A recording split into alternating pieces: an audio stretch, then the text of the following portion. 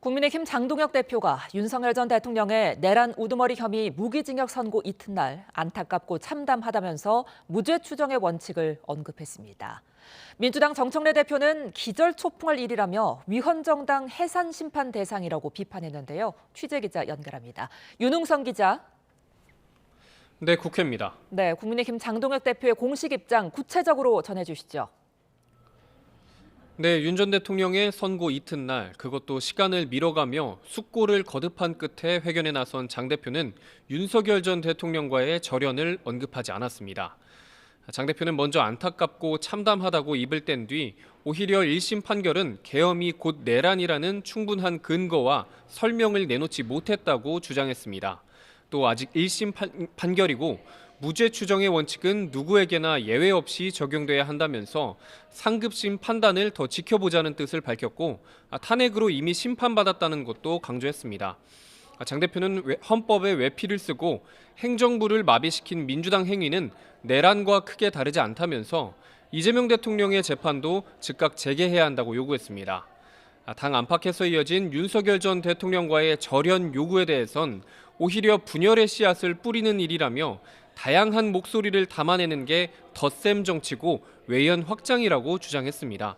직접 들어보겠습니다.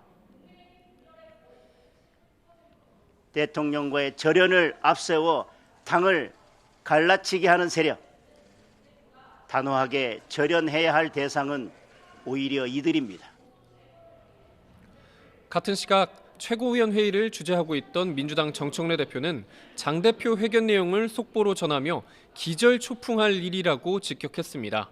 민심을 배반하고 헌법 정신을 훼손하는 발언을 규탄한다며 정신을 차리라고 비판했고 또 국민의힘은 윤석열 내란 세력과 함께 정당 해산 심판을 피할 길이 없어 보인다고 경고했습니다.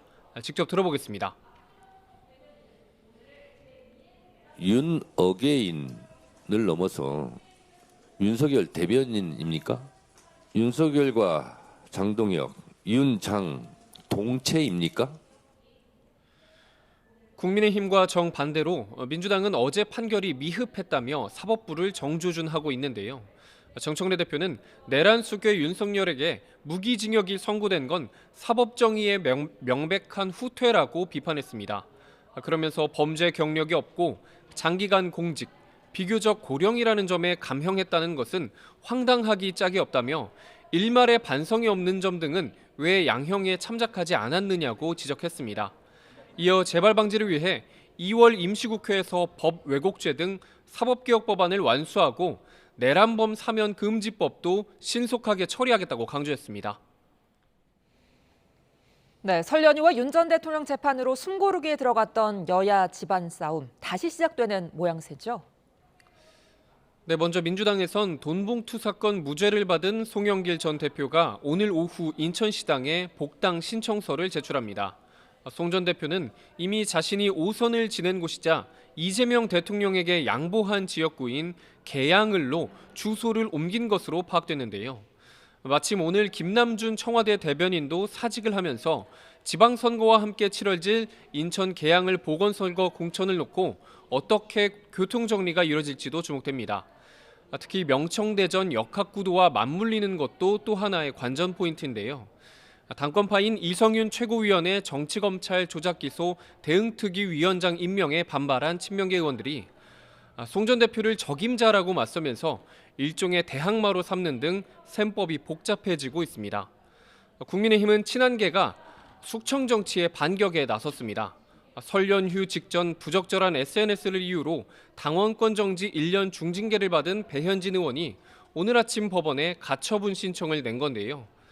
배 의원은 6.3 지방선거 공천 시기를 앞두고 장동혁 지도부가 서울시당 위원장을 숙청했다며 법치의 힘을 빌려 바로잡고자 한다고 강조했습니다.